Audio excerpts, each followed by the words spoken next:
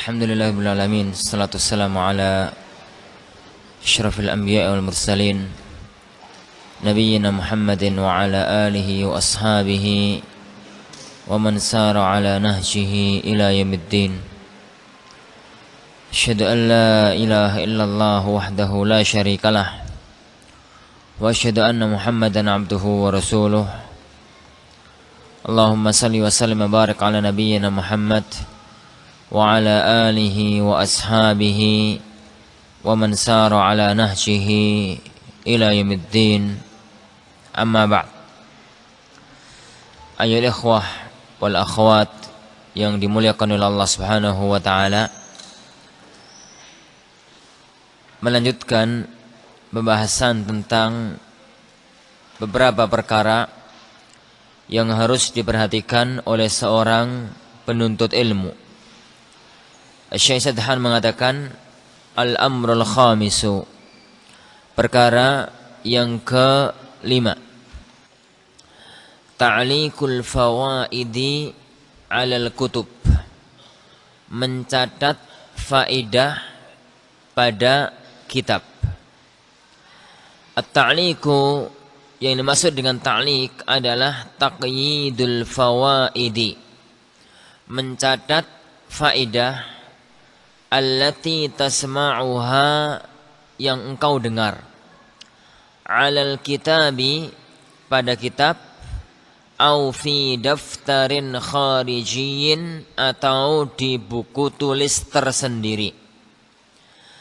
Wa hadhil fawaidu, dan faedah-faedah ini, idza harasal insanu ala taqyidiha, apabila seseorang itu bersungguh-sungguh untuk menulisnya, mencatatnya, wa ala muraja'atiha marratan ba'da marrah, dan dia mengulang-ulangnya, memurajaahnya berkali-kali, fa innaha biiznillah, maka dengan izin dari Allah, tuqawwinu 'indahu malakatan fil kalami, menjadikan orang itu mempunyai kemampuan berbicara. Wa fit tahdhiri, dan kemampuan untuk menyiapkan materi. Wa fi izalatil iskali, dan kemampuan untuk menghilangkan permasalahan. Wa kul mithlu dzalika fil qiraati, dan katakan semacam ini juga dalam bacaan. Satu masalah penting ya ikhwan fiddin azanillahu wa iyyakum dalam dunia ilmiah, bahwasanya seorang sebagaimana layaknya manusia yang lainnya, maka dia diberikan fitrah oleh Allah Subhanahu wa taala kekuatan hafalan yang terbatas. Anggaplah dia hafal hari ini, maka mungkin besok lupa. Anggaplah besok masih ingat, mungkin bulan depan lupa. Anggaplah bulan depan masih ingat, mungkin tahun depan lupa. Anggaplah tahun depan masih ingat, mungkin tatkala sudah tua nanti lupa. Tabiat manusia, tabiat seorang manusia.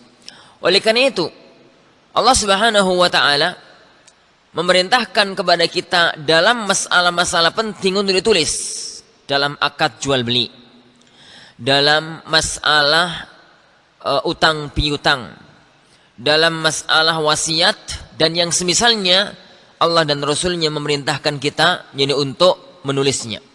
Demikian juga dalam masalah ilmiah, demikian juga dalam masalah ilmu. Kalau antum mendengarkan satu kajian, jangan biarkan kajian itu lewat tanpa ada beberapa catatan penting yang kita tulis. Jangan andalkan kekuatan otak, jangan andalkan kekuatan hafalan. Iya, saat itu antum hafal, tapi besok, atau anggaplah besok masih hafal, bulan depan, tahun depan, mungkin tahun depan antum mau untuk menyampaikan materi tersebut. Ingat, Ustadz dulu tahun lalu pernah nyampaikan materi ini. Apa kira-kira? Udah lupa tahun yang lalu ya. Adapun kalau ada catatan, diingat-ingat di mana saya dulu menulisnya. Pada tahun yang lalu berarti masih di buku ini tulisannya dibuka, maka dengan mudah bisa untuk merujuknya. dan hafalan manusia bisa hilang, tapi catatan manusia akan lebih awet apabila diperhatikan menjaga catatan tersebut. Begitu pula yakum dalam masalah kitab. Tatkala antum baca sebuah kitab, jangan biarkan kitab itu bersih, rapi gitu. Ana heran ada sebagian thalabatul ilm selesai baca satu kitab, kitabnya itu bersih tanpa catatan. Mau dijadikan pajangan apa dia mau jadikan pelajaran? Kitab itu sebagai bukti bahwasanya santri tersebut rajin, itu adalah semakin gak beres kitabnya. Maksudnya banyak coret-coretan. Semakin banyak coret-coretan, semakin banyak faedah, semakin banyak keterangan, santri tersebut semakin banyak faedahnya. Adapun kalau kitab itu kitab muqarrar, kemudian akhir tahun, ana buka kitab muqarrar akhir tahun itu di sebagian buku di belakang situ, santri ini tidur apa di kelas, pikiran ana sendiri. Kenapa? Bersih, rapi, bersih gitu. Kayaknya nggak pernah dimorojaah, kayaknya nggak pernah ditulis-tulisi. Subhanallah. Antum beli kitab tuh ya akhwan untuk belajar, bukan untuk dijual lagi. Adapun kalau dijual lagi memang sahih.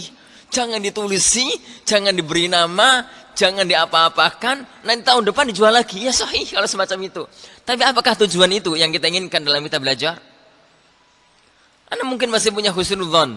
Tatkala melihat kondisi kitab semacam itu, mungkin ini di catatannya, keterangan ustadznya ditulis di buku tersendiri. Tapi tetap aneh dan janggal. Kitab itu kayaknya nggak pernah dibuka. Kitab ya kawan, kalau pernah dibuka itu kelihatan dari pinggirnya, kelihatan menghitam. Jadi karena sering dibuka. Tapi rapi, bersih, padahal di akhir tahun. Gitu. Di akhir tahun dan kitab itu kitab muqarrar. Nakul ya kawan, nakul. Kitab itu setiap kali kita membaca, apalagi antum di kelas, kalau ada satu faedah dari ustadznya, tulis di pinggirnya. Itu yang kemudian diistilahkan oleh para ulama dengan hasyiah. Keterangan ustadz tadi menerangkan gini, tulis di situ. Kalau memang kira-kira ustadz itu banyak memberikan faedah lebih, ada sebagian asatidzah yang nggak banyak keluar dari kitab. Kalau semacam itu, cukupkan dengan menulis di pinggir kitab. Mesti kitab itu di pinggirnya bisa ada ruang kosong sedikit. Kalau asatidzah atau kitab itu memang kitab syarah, maksudnya kitab yang ustadz sendiri untuk menjabarkan lebih banyak nggak bisa. Karena memang kitab itu sudah syarah. Paling sebentar dibaca, diterangkan 1-2 kata, teruskan baca, terangkan 1-2 kata, begitu terus. Itu cukup ditulis di pinggir-pinggirnya. Adapun kalau kitab itu kitab sebangsa matan, yang satu baris, keterangan ustadznya 1 jam. Kalau antum nyatat di pinggiran kitab, nggak mungkin. Itu butuh, yani buku tulis tersendiri, jadi untuk mencatat keterangan yang ada dari para yani asatidzah yani tersebut. Itu namanya ta'liqul fawaid alal kutub. Dan itu ya akhwan sangat penting sekali. Sangat membantu sekali terutama dalam kondisi-kondisi sulit. Terutama dalam kondisi-kondisi kita itu butuh murojaah cepat, kita itu butuh jadi untuk mengambil ilmu secara cepat. Baik. Saya mengatakan wa ansahuka akhil qari. Saya menasihatkan kepadamu wahai saudaraku, idza ishtaraita kitaban, apabila engkau membeli sebuah kitab, fala tudkhilhu maktabataka, jangan engkau masukkan dalam perpustakaanmu illa bi fahsin 'am, kecuali dengan diperiksa secara global. Yani wa min hadzal fahs al-'am, dari pemeriksaan yani penelaahan secara global ini, ta'rifu ismal musannif, ismal muallif, engkau mengetahui siapa penulisnya. Wa ta'riful mabahits allati ihtawa 'alaiha al-kitab, engkau mengetahui pembahasan yang terkandung dalam kitab tersebut. Birruju'i ila faharisil kitabi, dengan merujuk kepada daftar isi kitab tersebut. Wa an taqta'a ma tayassara laka minal waqti, dan engkau menghabiskan apa yang bisa untuk kamu dari waktu, fi tasaffuhi ba'dhi mawdhu'ati, untuk memeriksa, membaca secara ringkas sebagian pembahasannya. Wa hadzat tasaffuh yu'tina malakatan an nuhita bi kulli kitabin nashtari, untuk yani memberikan kemampuan kepada kita mengetahui semua kitab yang dia baca. Rakul ya ikhwan, salah satu di antara keajaiban Al-Imam Muhammad An-Nalmini Shinqiti rahimahullah ta'ala, imam ahli tafsir, ahli fikih, ahli usul, dan yang lainnya di masanya. Para ulama-ulama kaliber pada zaman sekarang, itu rata-rata adalah murid beliau. Beliau mengatakan tentang dirinya, saya itu kalau beli kitab, atau diberi kitab, diberi hadiah sebuah kitab, nggak pernah saya masukkan perpustakaan saya, kecuali sudah hatam saya baca. Jadi misalkan, Syekh ini ada kitab baru, 5 jilid, itu ditaruh di depan pintu perpustakaannya. Nggak pernah masuk perpustakaan, kecuali kitab itu sudah selesai dibaca dari awal sampai akhir. Kalau kita mengatakan kayaknya kita kok nggak kelasnya, gitu ya. Model orang kayak kita itu nggak kelasnya. Minimalnya ya akhi, minimalnya antum kalau beli sebuah kitab, kadang-kadang itu kita melihat pada waktu kadang-kadang ada orang jualan kitab itu rame gitu beli. Ana khawatir kok itu sekedar beli untuk koleksi. Emang perhiasan apa dikoleksi? Jadi sebelum kitab itu disampuli, sebelum kitab itu dimasukkan dalam rak, setelah itu jadi pajangan rumah untuk nakut-nakuti tamu, gitu ya. Ini subhanallah, masya Allah takut gitu ya. Ada tamu, ada rak besar, isinya kitab banyak gede-gede itu, takut gitu. Ini bukan orang sembarangan, ini orang luar biasa gitu. Nakut-nakuti tamu, gitu ya. Minimalnya ya antum tahu kitab itu warnanya apa. Ini kitab warnanya hijau, gitu ya. Judulnya ini, penulisnya Syekh Satahan, diberi mukadimah oleh Syekh Jibrin. Isinya apa kira-kira? Kalau antum nggak sempet, langsung halaman paling belakang apa? Daftar isi. Langsung aja paling belakang. Kalau nggak sempet ya. Daripada kitab masuk ke rumah nggak pernah dibuka langsung masuk rak, itu bahaya. Jangan-jangan pekan depan antum beli kitab yang sama, ini bulan depan beli kitab yang sama lagi karena lupa bahwasanya kitab itu sudah ada di rumahnya. Halaman paling belakang dibuka. Kemudian dilihat daftar isinya. Oh, kitab ini berarti bahas tentang masalah cara menuntut ilmu, gini sampai terakhir halaman. Tak, daftar isi aja. Setelah itu baru disambuli, ditaruh dalam rak. Dan itu dinasihatkan oleh para ulama. Minimalnya ya, kita itu tahu kitab apa yang kita miliki. Kitab apa yang kita miliki. Gambaran umum. Itu memberikan kepada kita satu faedah. Suatu ketika kita butuh yani untuk membahas satu masalah. Dalam masalah ini, kita pernah yakin bahwasanya kitab itu pernah di rumah. Karena pernah membaca daftar isi. Apa ya? Meskipun jadi yang penting sudah tahu bahwasanya kitab itu pernah di rumah, bisa dicari di perpustakaan mini yang kita miliki. Adapun yani kalau kemudian yani kita nggak pernah membaca, minimalnya daftar isinya pun nggak tahu, maka terkadang kita itu nggak pernah tahu pembahasan tersebut padahal kitab itu ada di depan kita. Wa innal wahida minna, dan sungguhnya salah satu di antara kita la ya'jabu min nafsihi, heran pada dirinya sendiri, bal qad yattahimuha bidzuhuli ahyanan, dan terkadang menuduh dirinya sendiri dengan lalai.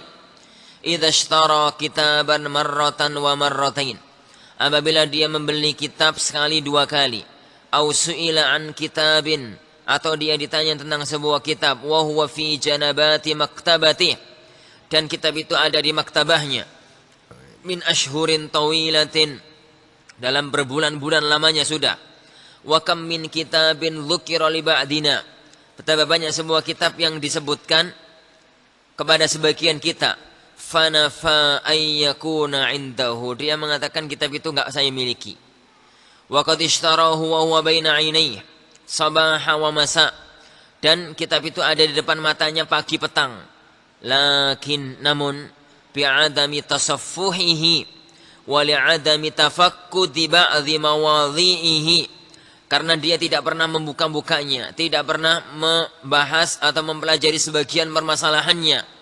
Nasiya aslal kitabi kullihi, dia lupa kitab itu ada di hadapan dia atau dia memilikinya. Wal wasiyatu Dan nasihat bita'liqil fawaidi, untuk mencatat faidah.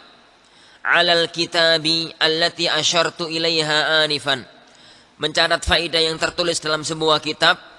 Allati asyartu ilaiha anifan, yang saya isyaratkan tadi. Jarrabtuha wa sami'tu anna ghairi jarrabaha, saya telah mencobanya, mempraktekannya, dan saya mendengar selain saya pun mempraktekannya.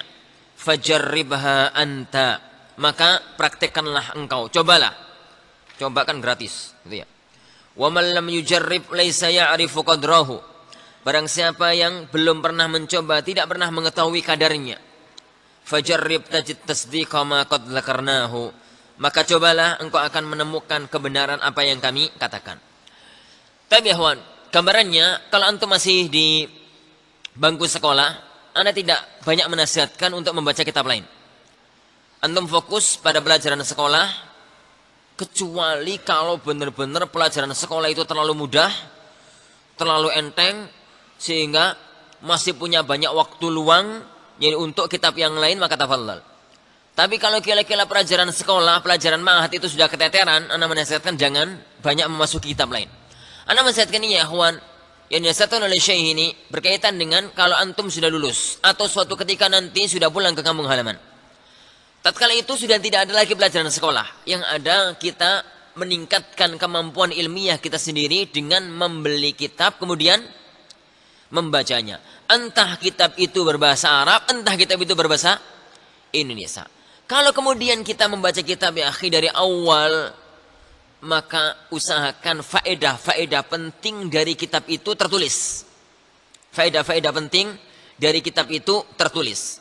Terserah antum mau menulis faedah kitab ringkasannya itu di halaman depan. Di sini nih. Di sini. Di halaman paling depan. Kitab ini ada beberapa faedah-faedah penting. Bismillah, itu yang pertama, halaman sekian ada kisah lucu tentang fulan ibnu fulan. Cukup. Itu aja. Yang kedua, ada faedah penting tentang masalah ini. Itu ya. Di halaman sekian. Yang ketiga, sehingga tatkala halaman ini selesai, akhir selesai kita mempelajari kitab ya kawan, kitab ini ada faedah-faedah penting, cukup kita mempelajari titik-titik penting tersebut. Adapun orang baca kitab lewat, kalau sudah sampai yang halaman belakang, halaman depan lupa, dan yang lainnya nggak tercatat, maka suatu ketika nanti antum akan kebingungan ini untuk mencari satu permasalahan, padahal pelajaran itu pernah dibaca. Ini minimalnya ya kawan, faedah-faedah penting.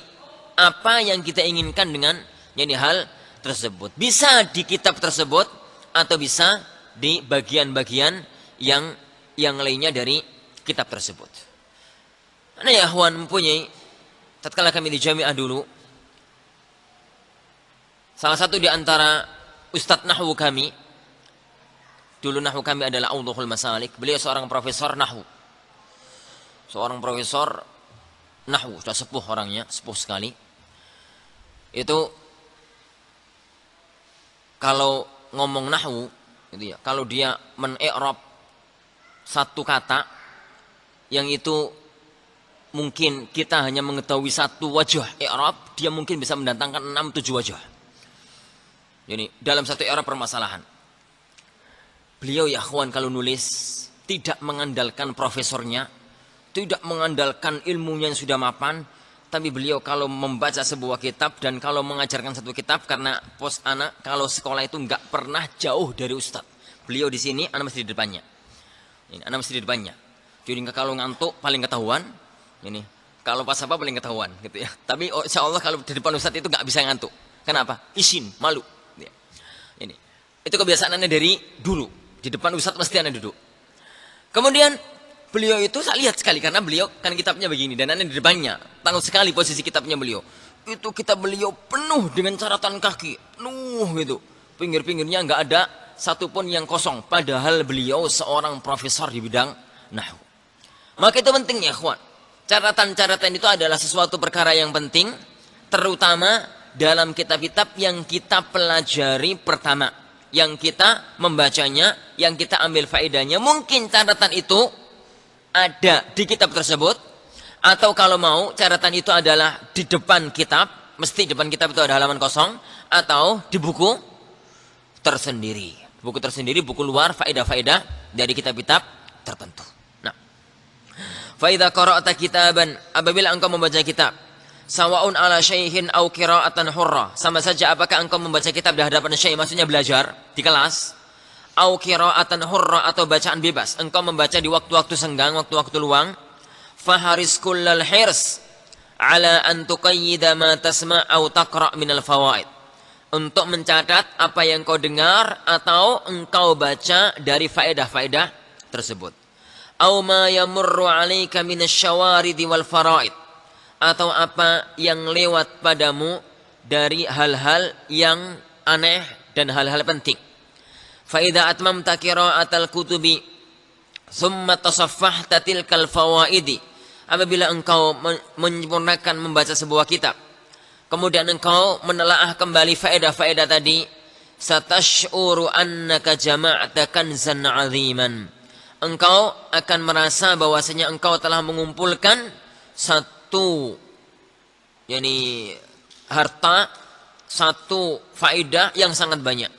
Khassatan idza ja'altaha munazzamatan bihaitsu tuhkim tabwibaha, terlebih khusus lagi apabila engkau menjadikan itu rapi, tertata, di mana engkau mampu untuk menata bab-bab yang ada.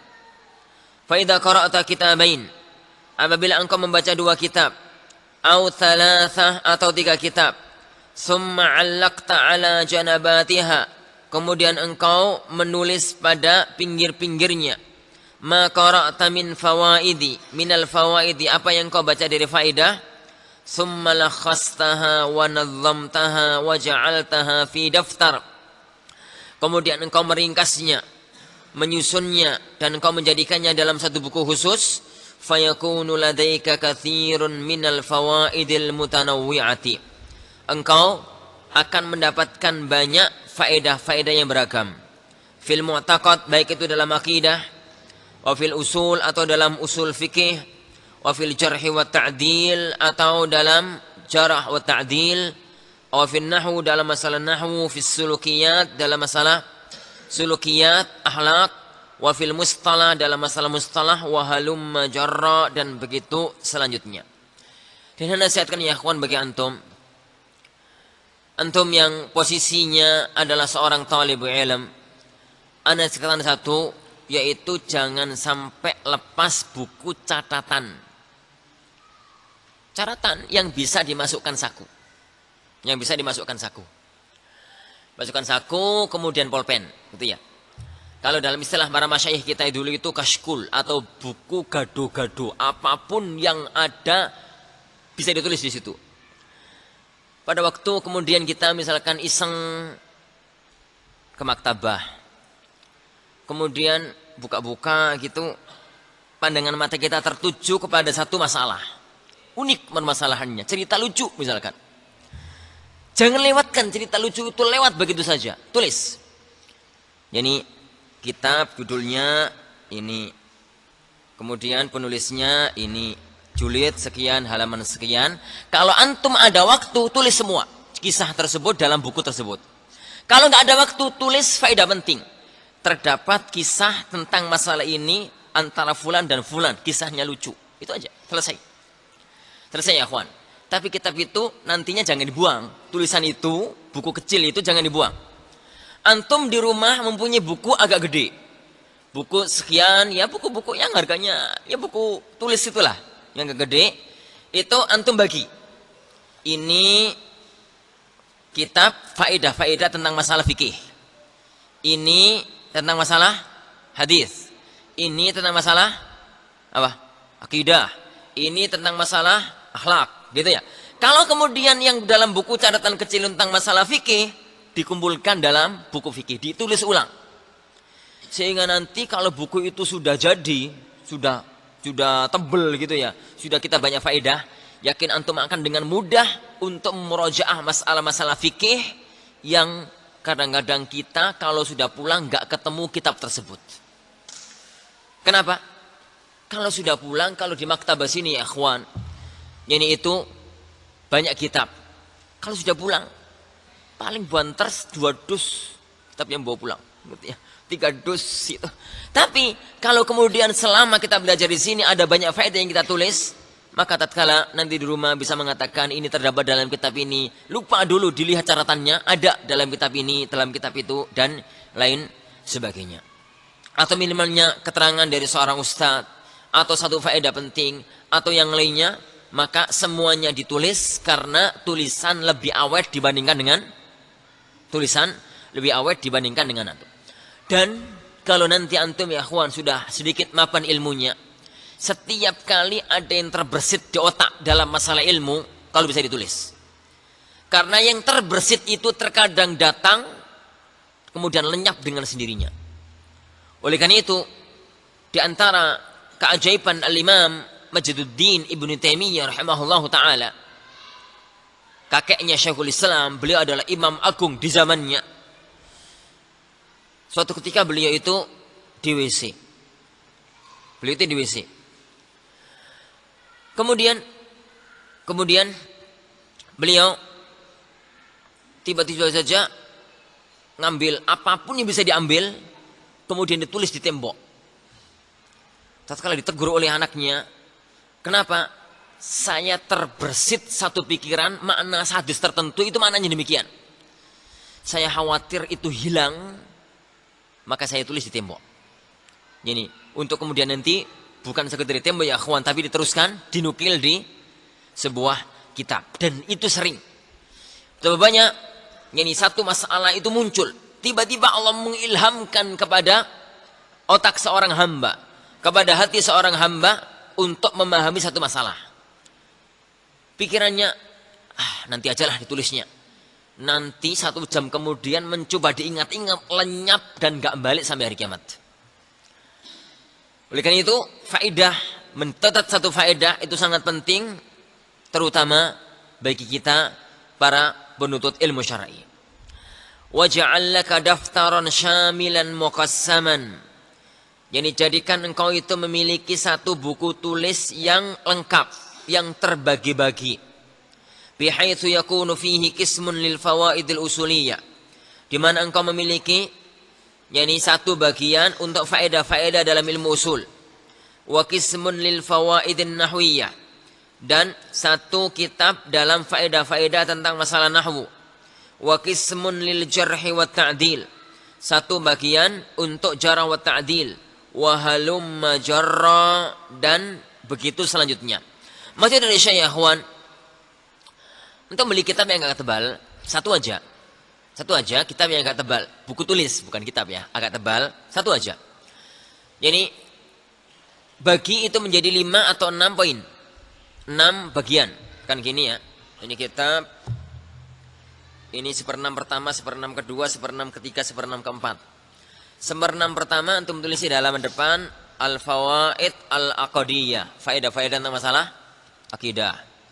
Yani kemudian yang kedua tentang masalah fikih, ketiga masalah tafsir, keempat masalah hadis, dan begitu selanjutnya tergantung kepada yani apa yang sekarang sedang kita pelajari. Setiap kali kita menemukan satu faedah, satu catatan, satu hal penting, segera ditulis di kitab tersebut, karena itu sangat membantu tatkala kita ingin memurojaah pelajaran-pelajaran yang ada. Tapi kalau itu tidak memungkinkan bagi antum karena banyak kitab yang dipelajari pada waktu masih di kelas, ini sangat membantu kalau sudah bacaannya bebas, sudah tidak terkait dengan pelajaran-pelajaran kelas. Tapi kalau antum, jadi usahakan catatan itu mungkin di kitab, pinggiran kitab, atau kalau keterangan ustadz itu banyak, sebagaimana saya katakan tadi, harus mempunyai buku catatan tersendiri. Sekali lagi akhwan, jangan andalkan kekuatan otak. Jangan andalkan kekuatan hafalan. Anggaplah Anda itu orang yang kuat hafalannya, belum tentu bertahan 3, 4, 5 tahun mendatang catatan itu atau hafalan itu masih ada, dan catatan itu kalau dicatat masih ada. Fasatara annaka tastati an tuhallira durusan wa muhadarat. Maka engkau akan melihat bahwasanya engkau mampu untuk menyiapkan pelajaran atau kajian. Wa taktubu buhutsan fi kulli fannin ala hidah. Engkau bisa menulis pembahasan pada setiap pembahasan pada setiap permasalahan. Wa khassatan anna hadhil fawaid, terutama bahwasanya faedah-faedah ini qallama takunu mawjudatan fi kitab majmu', jarang terdapat ada dalam satu kitab yang terkumpul tersendiri. Wa anta qad wajadtaha fi kutubin mutafarriqah, dan engkau mendapatkannya dalam kitab-kitab yang bermacam-macam.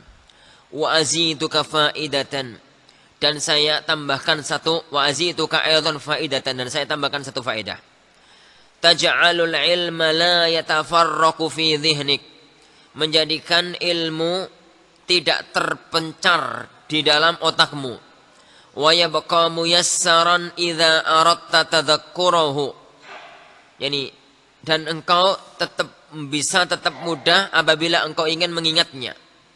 Famathalan, sebuah contoh, idza qara'ta kitaban fir ru'a wal ahlam, apabila engkau membaca kitab tentang masalah mimpi.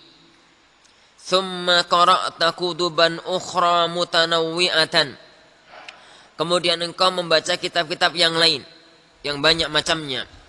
Wa min hadhil kutub istakhrajta fawaid tata'allaqu birru'a wal ahlam, dan dari kitab-kitab ini engkau mengeluarkan banyak faedah yang berkaitan dengan masalah mimpi. Fahris kullal hirs, maka sungguh-sungguhlah ala an tufarraha fil hadhil fawaidu, jadi faedah-faedah itu dituangkan min jami'i hadhil kutub, dari kitab-kitab ini, bi arqamis safahati faqat, dengan nomor halaman saja. Alal hilafid dakhili li kitabir ru'a wal ahlam, pada sampul bagian dalam kitab masalah ru'yah, masalah mimpi. Fatakul, engkau katakan, ungzur al-i'tisam halaman sekian, lihat i'lamul muwaqqi'in halaman sekian. Taib. Walan ta'rifa qimata hadzal hasar, dan engkau tidak mengetahui nilai dari hal ini, illa idza aradta an taqra'a qira'atan mustaqillah fi hadzal mawdu', kecuali engkau kalau mau membaca secara khusus pada bab ini. Fatara annaka jama'ata mutafarriqat, engkau mengetahui engkau telah mengumpulkan beberapa hal yang terpencar. Wa allafta baina mukhtalifat fi mawdu'in wahid, dan engkau telah menggabungkan banyak masalah-masalah yang berpencar bermacam-macam dalam satu pembahasan. Wa idza rattabal kalama fil mawdu', dan apabila dia itu menertibkan, mengatur pembicaraan dalam satu pembahasan, fatara annaka ahatta bi awwalihi wa akhirih, engkau melihat bahwasanya engkau tahu bahwasanya engkau itu telah menguasai masalah itu dari awal sampai akhirnya. Wa hadzal kalamu mujarrabun wa makru'un wa musyahad, pembahasan ini atau ucapan ini telah diuji cobakan, dibaca dan disaksikan. Kadzalika idza sami'ta faidatan kharijiyatan, demikian juga apabila engkau mendengar satu faedah yang ada di luar pembahasan, fahris ala an tudhifaha lil kitab, maka berusahalah jadi untuk menambahkannya dalam kitab. Wa ma'a kathratil fawaidil kharijiyah yahruju laka kitabun akhar, dan kalau banyak faedah-faedah itu akan menjadi kitab tersendiri. Intinya ya, khonfitin azani Allah ya, nasihat saya sebagaimana nasihatnya oleh Syekh, yang pertama, jangan pernah mengandalkan kekuatan hafalan, secanggih apapun hafalan antum. Canggih apapun hafalan antum. Jadi apakah kita lebih hebat dibandingkan Majduddin Ibnu Taimiyah? Apakah kita lebih hebat dibandingkan dengan para ulama yang setiap kali lewat satu faedah selalu ditulis? Saya katakan tadi, anggaplah engkau masih ingat besok, belum tentu minggu pekan depan masih ingat.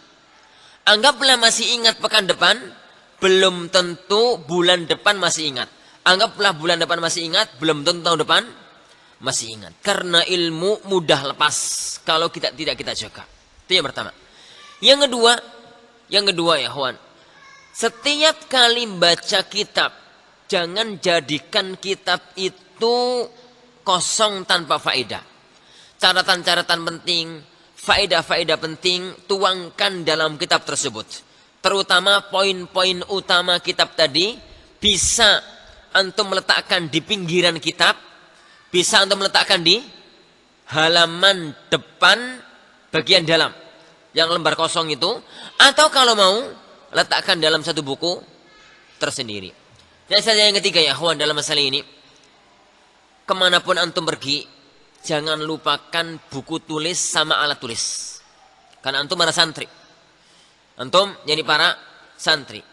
Kalau ada satu faedah yang itu perlu ditulis, ditulis, kemudian nanti dirapikan dalam buku khusus, maka nantinya akan terkumpul bagi kita faedah-faedah penting yang kita mudah untuk memurojaah dan menghafalkan apa yang selama ini telah kita kumpulkan. Dan itu akan sangat banyak faedahnya tatkala kita nanti jauh dari para asatidzah, tatkala kita nanti jauh dari kitab, tatkala kita itu nanti jauh dari orang-orang yang selama ini kita ambil ilmu dari mereka. Maka catatan-catatan itu sangat membantu bagi kita jadi untuk menyampaikan atau untuk menguasai ilmu-ilmu yang akan kita sampaikan. Wallahu a'lam. Al-amrus sadis, perkara yang keenam, al-insatu wa adamul insyihal. Benar-benar memerhatikan, mendengarkan dan tidak sibuk sendiri. Dan tidak sibuk sendiri. Yura fi hilakil ilm. Dilihat, diketahui di halaqah-halaqah ilmu, di majelis-majelis ilmu, di kelas-kelas tempat belajar. Anna ba'dha talabatil ilmi, bahwasanya ada sebagian penuntut ilmu itu yushhilu ba'dhuhum nafsahu, sebagian mereka menyibukkan dirinya, sebagian mereka jadi menyibukkan dirinya. Wa yushhilu ba'dhuhum ghairahu, dan sebagian mereka menyibukkan yang lainnya. Wa hadza yukhalifu as-samta alladhi nukila ilaina an salafina, dan itu menyelisihi akhlak yang dinukil dari kita atau kepada kita dari para ulama salaf. Dzakara adz-Dzahabi fi Siyar wa Tadhkirah. Al-Imam adz-Dzahabi rahimahullah ta'ala menyebutkan dalam kitab Siyar Alamin Nubala dan Tadhkiratul Huffaz, an Ahmad ibn Sinan, dari Ahmad ibn Sinan, annahu qal, beliau mengatakan, kana Abdurrahman ibnu Mahdi, adalah al-Imam Abdurrahman ibnu Mahdi, seorang imam besar ahli hadis di kota Makkah di zamannya, zaman atba'ut tabi'in seingat anak, karena beliau guru sekaligus teman dari Imam Syafi'i rahimahullah ta'ala.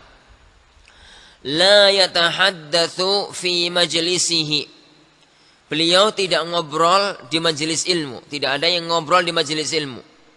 Wala yubra qalamun, dan tidak di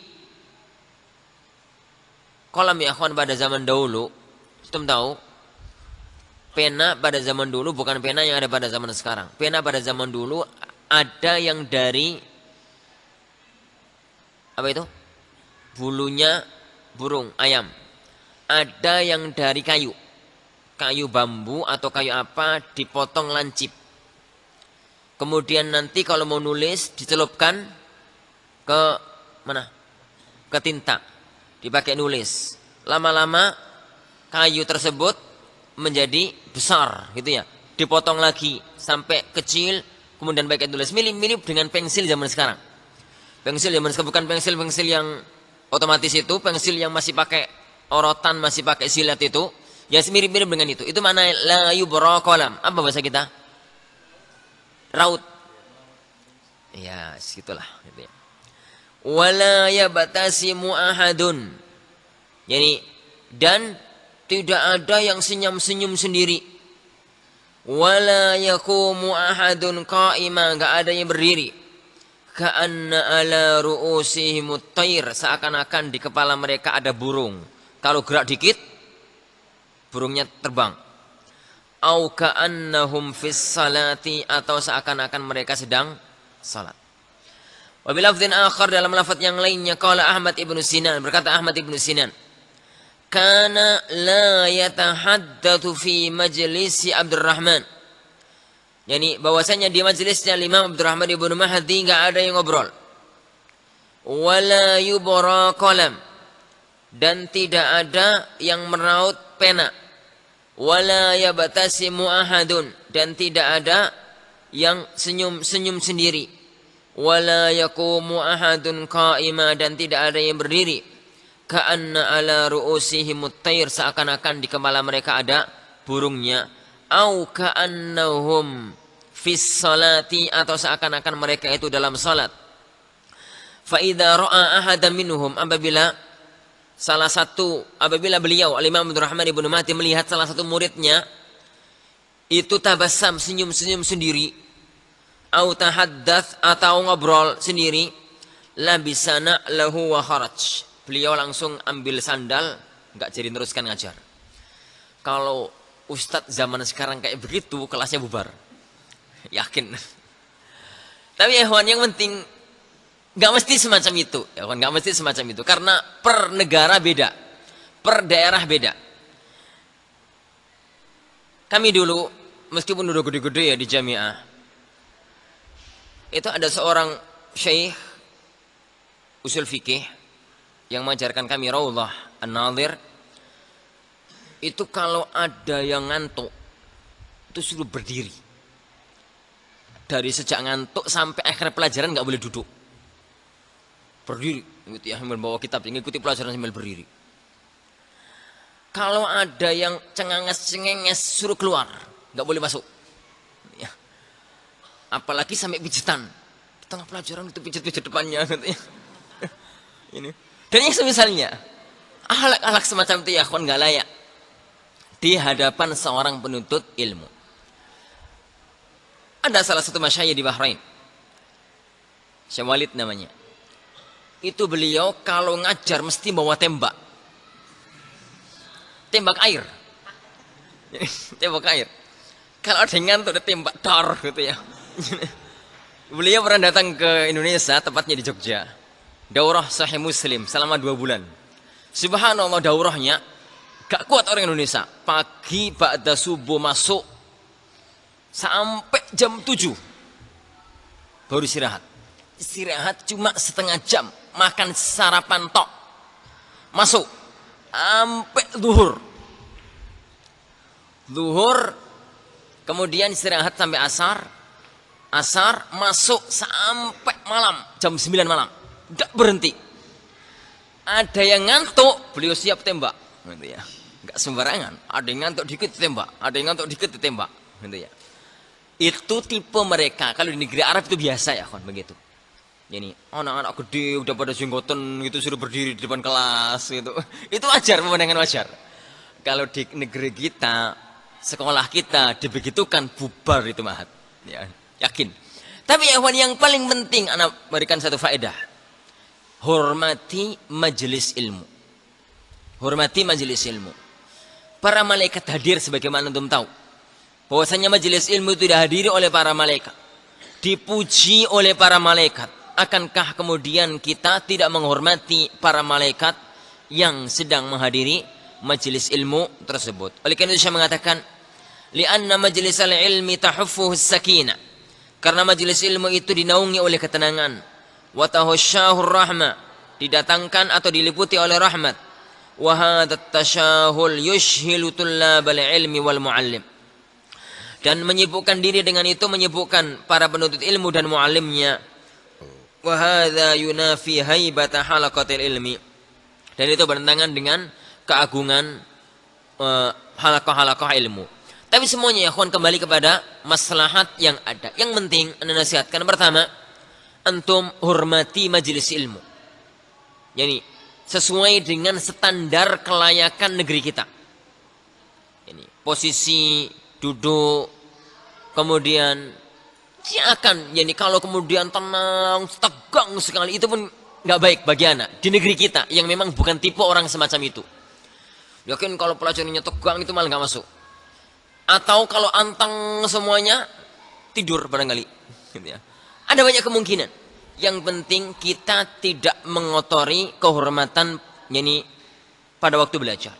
Contoh ya akhi, yang di belakang pada waktu ada pelajaran, kemudian ini gambar bunga gitu, gambar rumah atau gambar apa saja.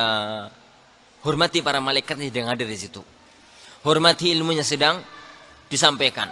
Apalagi kalau sampai bertingkah yang itu sesuatu yang tidak layak dilakukan oleh seorang penuntut ilmu. Karena itu ya ikhwan fillah azani Allah wa iyyakum, adalah tanda keberkahan ilmu.